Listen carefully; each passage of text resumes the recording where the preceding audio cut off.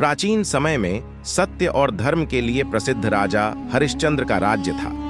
वे अपनी सत्यनिष्ठा और न्यायप्रियता के लिए विख्यात थे। राजा हरिश्चंद्र के राज्य में कोई भी दुखी नहीं था और उनके शासनकाल में सभी सुखी और समृद्ध थे। उनके पास असीमित धन था, लेकिन उनका सबसे बड़ा धन उनकी सच्चाई और धर्म पालन था।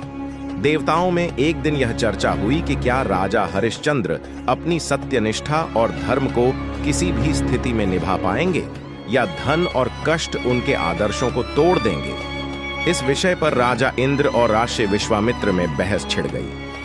महर्षि विश्वामित्र ने कहा, राजा हरिश्चंद्र इतने महान हैं कि वे किसी भी परिस्थिति में अपने धर्म से विचलित नहीं होंगे। लेकिन इंद्रदेव को इस पर शक था।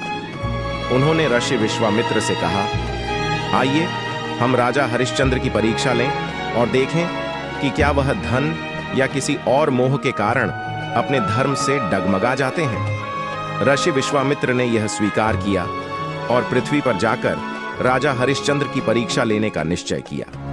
उन्होंने माया का सहारा लेकर राजा हरिश्चंद्र को स्वप्न में एक संकल्प दिलाया कि वे अपना राज्य और सारा धन दान में देंगे। जब राजा नींद से जागे, उन्हें याद आया कि उन्होंने आश को अपना पूरा राज्य दान में देने का वचन दिया था।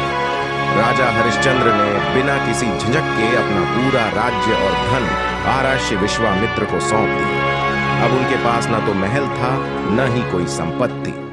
वह अपनी पत्नी तारा और पुत्र रोहिताश्व के साथ राज्य छोड़कर एक जंगल में चले गए। राजा हरिश्चंद्र और उनका परिवार अब बिल्कुल निर्धन हो चुके थे।